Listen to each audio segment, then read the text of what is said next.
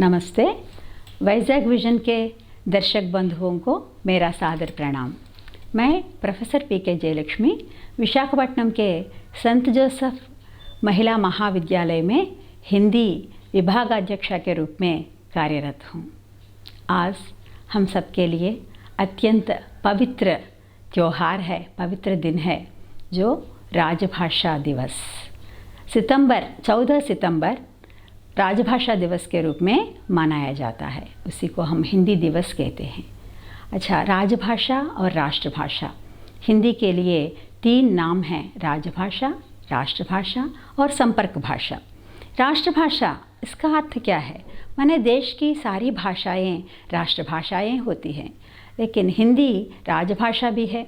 राष्ट्रभाषा माने किसी भी देश की राष्ट्रभाषा वही होती है जो राज्य से संबंधित या अपने राष्ट्र से संबंधित संस्कृति, सभ्यता और भाषा से संबंधित हो, उसी को हम राष्ट्रभाषा कहते हैं। और ये राष्ट्रभाषा देश के बहुत सारे लोगों द्वारा समझी जाती है और बोली जाती है, बहुत सारे लोगों द्वारा। महात्मा गांधी ने यही बताया, जैसे कि जो राष्ट्रभाषा वही होती है जैसे देश भर के बड़े भूभाग में बोली जाने वाली भाषा ही राष्ट्रभाषा बनने की अधिकारिणी है। हिंदी राष्ट्रभाषा ज़रूर बनती है क्योंकि उसमें ये सारे गुण विद्यमान हैं, आसानी से बोली जाती है, समझी जाती है। देख सकते हैं यहाँ कश्मीर से लेकर कन्याकुमारी तक जो भी साक्षर हो या निरक्षर हो, हर प्रकार का व्यक्ति जो आसानी से हिंदी समझ सकता है। और यहाँ तक कि हम देख सकते हैं राष्ट्रभाषा में जो भी गुण विद्यमान है, ये सब हिंदी में हम प्राप्त कर सकते हैं। और राजभाषा के रूप में हिंदी कब स्वीकार की गई है? जैसे हम जानते हैं 1949 में भारत गणराज्य के आधिकारिक भाषा के रूप में हिंदी स्वीकार की गई है, क्योंकि देश में बहुत सारे लोगों द्वारा समझी जाने वाली भाषा ही राजभाषा बन सकती है। इस प्रकार 14 सितंबर 1949 को हिंदी राजभाषा के रूप में घोषित की गई है। तब से लेकर हम हर साल 14 सितंबर को हिंदी दिवस मना रहे हैं। और कुछ कार्यालयों में हिंदी सप्ताह के रूप में, हिंदी माह के रूप में भी पूरे सितंबर महीने को हम मनाते रहते हैं। अच्छा, हिंदी राजभाषा के रूप में गौरवान्वित की गई है, अत्यंत प्रतिष्ठित है, बहुत गर्व की बात है। और विश्व भर में देखेंगे तो विश्व स्तर पर हिंदी की स्थिति कैसी है? और सबसे ज़्यादा बोली जाने वाली भाषा है विश्व भर में मैंडरिन, चीनी भाषा के बाद हिंदी द्वितीय स्थान में है। बहुत सारे लोगों द्वारा विश्व भर में हिंदी बोली जाती है, वो द्वितीय स्थान में है। और ऐसी भाषा को क्यों हम देख सकते हैं आजकल हमारे देश में ही इसके प्रति कुछ तिरस्कार हम देख रहे हैं। यह बहुत ही शोचनीय है। हिंदी हमारी भाषा है, हमारी मातृभाषा के समान है और समूचे भारत देश की भाषा है। और यहाँ तक कि विदेशों में भी हिंदी के प्रति आकर्षण है। विदेशी विश्वविद्यालयों में हिंदी पढ़ाई जाती है। बहुत सारे लोग, बहुत सारे देशों में, 170 देशों में हिंदी का अध्यापन हो रहा है।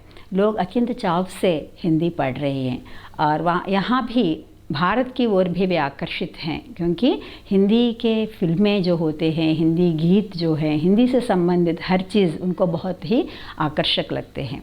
हिंदी सीखने के लिए लोग लालायित हैं। और विदेशों में भी हिंदी का अध्यापन हिंदी केंद्रीय विदेशी मंत्रालय के द्वारा ICCR के सौजन्य से अनेक चेयर्स का आयोजन हुआ है। विदेशों में, अनेक देशों में, ट्रिनिडाड में, मॉरिशस में, यूरोप में हिंदी का प्रचार प्रसार हो रहा है। USA में भी हम हिंदी को देख सकते हैं, हिंदी का अध्यापन देख सकते हैं। अनेक यूनिवर्सिटीज़ में वे हिंदी अत्यंत चाव से लोग पढ़ रहे हैं। और ऐसा हिंदी पढ़ के वे क्या करेंगे? क्योंकि बहुत सारे लोगों से पूछा गया, जब मैं विदेश गई, वहाँ पे सांस्कृतिक राजदूत के रूप में मैं विदेश में कुछ समय के लिए 2 साल के दौरान मुझे भेजा गया है भारत की ओर से यूरोपियन यूनिवर्सिटीज़ में पढ़ाने के लिए। उस समय मैंने जाना उन लोगों से कि क्या करेंगे। मैंने वे भारत के दर्शन करना चाहते हैं, साथ में वहाँ यहाँ की संस्कृति वे समझना चाहते हैं। यानी किसी भी देश की संस्कृति को जानने के लिए उसकी भाषा सीखना अनिवार्य है, क्योंकि भाषा जो है संस्कृति की संवाहिका होती है। इस कारण से जो भी हमारे संस्कृति और संस्कार होते हैं भाषा के द्वारा ही प्रतिबिंबित होते हैं। इस प्रकार वे भाषा सीखकर यहाँ पे आना पसंद करते हैं, यहाँ के माहौल से अवगत होना चाहते हैं और यहाँ तक कि टूरिस्ट गाइड्स के रूप में भी वे काम करना चाहते हैं। एम्बेसीज में देखने पर हम देख सकते हैं और जो हिंदी भाषी होते हैं, क्योंकि वहाँ दूतावास में उनको नौकरियाँ मिलती हैं, क्योंकि वो ये हमारी राजभाषा है। इस प्रकार हिंदी का वर्चस्व दिन ब दिन बढ़ता जा रहा है और विदेशों में भी इसके प्रति ज़्यादा आकर्षण भी बढ़ता जा रहा है। हमें इसके बारे में ज़्यादा ध्यान देना चाहिए। और दूसरी बात यह है कि हमारी लिपि हिंदी की लिपि जो है देवनागरी है। देवनागरी लिपि ऐसी लिपि है जो वैज्ञानिक लिपि है, जैसे बोली जाती है वैसे ही लिखी जाती है। ये सर्वमान्य है ये लिपि और दूसरी भाषाओं की तरह, खासकर अंग्रेज़ी की तरह इसमें जो माने वो पारदर्शिकता होती है। वहाँ अंग्रेज़ी में जैसा बोला जाता है वैसा लिखा नहीं जाता, जैसे कुछ लेटर्स साइलेंट होते हैं, लेकिन यहाँ पे ऐसा नहीं होता। BUT put BUT but he होता है वहाँ पे। लेकिन हाँ, यहाँ हिंदी में जैसा हम बोलते हैं वैसे ही हम लिखते हैं और इस कारण से सब लोग आसानी से सीख सकते हैं। इस प्रकार हिंदी का बढ़ता महत्व हम देख सकते हैं और इसके बारे में सोचना चाहिए। वो आपस में सबको जोड़ने वाली भाषा है, तोड़ने वाली नहीं है। और जैसे ये भी देख सकते हैं राष्ट्रीयता का सूचक है हिंदी। जैसे हम अपने राष्ट्रध्वज, राष्ट्रगान का आदर करते हैं, वैसे ही हमारी राष्ट्रभाषा और राजभाषा हिंदी का भी आदर करना अनिवार्य है, आवश्यक है और इसके प्रति तिरस्कारपूर्ण दृष्टि को हमें छोड़ना चाहिए। और केवल जैसे प्रादेशिक भाषाओं को सीखने पर केवल हम अपने राज्य तक ही सीमित रहेंगे, लेकिन बाहर कदम रखने पर देश में किसी भी कोने में जाओ, अगर हिंदी नहीं मालूम होने पर काम नहीं चलेगा।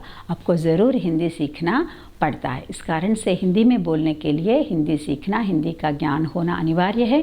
हिंदी में नौकरियों की माने रोज़गारी की संभावना भी अच्छी है आजकल। हिंदी गीत और हिंदी के जो भी साधन, वो प्रसार माध्यमों का साधन जो बना है, बहुत सारे हिंदी चैनल्स आए हैं। इस प्रकार किसी भी क्षेत्र में देखो हिंदी का अच्छा बोलबाला है। और यहाँ तक कि हमें तो ऐसा सोचना चाहिए कि हिंदी सीखने से हम दूसरों के साथ संपर्क स्थापित कर सकते हैं। संपर्क भाषा के रूप में हिंदी का ज़्यादा महत्व है और राष्ट्रीयता को बढ़ाना चाहिए। राष्ट्रीयता को फैलाने के लिए हिंदी ही एकमात्र साधन है और इस प्रकार हिंदी के प्रति हमें अच्छा सा विचार रखना चाहिए, अच्छा दृष्टिकोण रखना चाहिए और ऐसा नहीं सोचना चाहिए कि केवल उत्तर भारत की भाषा है, हमारी नहीं। ऐसा कभी नहीं सोचना चाहिए, क्योंकि आजकल हिंदी समूचे भारतवासियों के हृदय का स्पंदन है, हृदय की वाणी है और प्रेम भाव से आत्मीयतापूर्वक हम इसे अपनाना होगा। इसे कभी भी तिरस्कार नहीं करना चाहिए। और हिंदी दिवस के संदर्भ में हम क्या करते हैं? हिंदी दिवस सभी विद्यालयों में, महाविद्यालयों में, बैंकों में और केंद्र सरकार के सभी कार्यालयों में हिंदी का प्रयोग होता है। हिंदी से संबंधित विभागों में, अनुभागों में हिंदी का प्रचार प्रसार करने हेतु अनेक सेमिनार्स और वर्कशॉप्स का आयोजन होता है। हिंदी त्यौहार मनाते हैं, हिंदी दिवस मनाते हैं और इस समय जो भी अनेक प्रकार की प्रतियोगिताएं भी रखी जाती हैं। प्रतियोगिता माने हिंदी निबंध प्रतियोगिता, वाक प्रतियोगिता, प्रश्न मंच, अंताक्षरी आदि के द्वारा अहिंदी भाषी कर्मचारी होते हैं केंद्र सरकार के कार्यालयों में, उनके मन में हिंदी के प्रति आसक्ति बढ़ाने के लिए, हिंदी को प्रोत्साहन देने के लिए क्या करते हैं? तरह तरह की प्रतियोगिताओं का आयोजन करते हैं। विजेताओं को अच्छे से पुरस्कार भी दिए जाते हैं प्रमाण पत्रों के साथ। और इस दिन पर राष्ट्रपति द्वारा दिल्ली के विज्ञान भवन में अनेक पुरस्कार दिए जाते हैं। किनको दिए जाते हैं? राजभाषा संबंधी कार्यान्वयन में जो भी अच्छी तरह जो श्रेष्ठता और उत्तमता दिखाने वाले जो कर्मचारियों को, उनको पुरस्कार भी दिए जाते हैं। और जो भी कामयाब होते हैं, माने कार्यरत हैं, जो ये राजभाषा कार्यान्वयन में सफलता दिखाने वाले और सक्षमता दिखाने वाले कर्मचारियों को अनेक प्रकार के पुरस्कार भी दिए जाते हैं। इनको राजभाषा पुरस्कार कहते हैं। राजभाषा सम्मान पुरस्कार के नाम से सभी लोगों को राजभाषा विभाग द्वारा अनेक प्रकार के पुरस्कार भी दिए जाते हैं। और इस प्रकार हिंदी के द्वारा हम क्या नहीं कर सकते हैं, बहुत कुछ हासिल कर सकते हैं। इसलिए हम दक्षिण भारत के निवासियों को हिंदी के प्रति सद्भावन रखना चाहिए और इनके प्रति तिरस्कारपूर्ण दृष्टि को छोड़ना चाहिए। हमें अपना नज़रिया बदलना होगा। ये केवल एक भाषा मालूम होने से काफ़ी नहीं है, पर्याप्त नहीं है। अनेक भाषाओं का ज्ञाता बनना चाहिए, जो त्रिभाषा सूत्र का अमल करना चाहिए। जैसे हमें अपनी मातृभाषा और प्रांतीय भाषा का ज्ञान होना चाहिए और साथ में जो जैसे शिक्षण माध्यम की भाषा जो होती है, मीडियम ऑफ इंस्ट्रक्शन, अंग्रेज़ी का ज्ञान होना है। साथ ही हमारी राजभाषा, राष्ट्रभाषा का भी हमें ज्ञान होना अत्यंत आवश्यक है और यह है हिंदी। इस प्रकार तीनों भाषाओं का ज्ञान रखने से हम और भी अच्छी तरह कामयाबी हासिल कर सकते हैं। भारत में रहने पर हो या विदेश में जाने पर भी हिंदी हमारी सहायिका बनती है और इसलिए हिंदी को अपनाना हम सबका कर्तव्य है। आइए हिंदी दिवस पर हमें तो प्रतिज्ञा करनी है, हिंदी को अपनाएंगे। हिंदी के कारण ही हमारी जो राष्ट्रीयता बढ़ेगी। राष्ट्रीयता को बढ़ाने के लिए हिंदी को अपनाना होगा, हिंदी भाषा को समृद्ध करना होगा, हिंदी में हमें बोलना होगा, दूसरों से अच्छी तरह संवाद करना होगा। हिंदी भाषा को बढ़ोतरी देने की दिशा में हम सब अग्रसर होंगे। बहुत बहुत धन्यवाद। హలో ఫ్రెండ్స్, ఈ వీడియో కనుక మీకు నచ్చినట్లయితే లైక్ చేయండి, షేర్ చేయండి, సబ్స్క్రైబ్ చేయటం మర్చిపోకండి. లేటెస్ట్ అప్డేట్స్ కోసం ఇక్కడ కనిపిస్తున్న బెల్ ఐకాన్ని క్లిక్ చేయండి.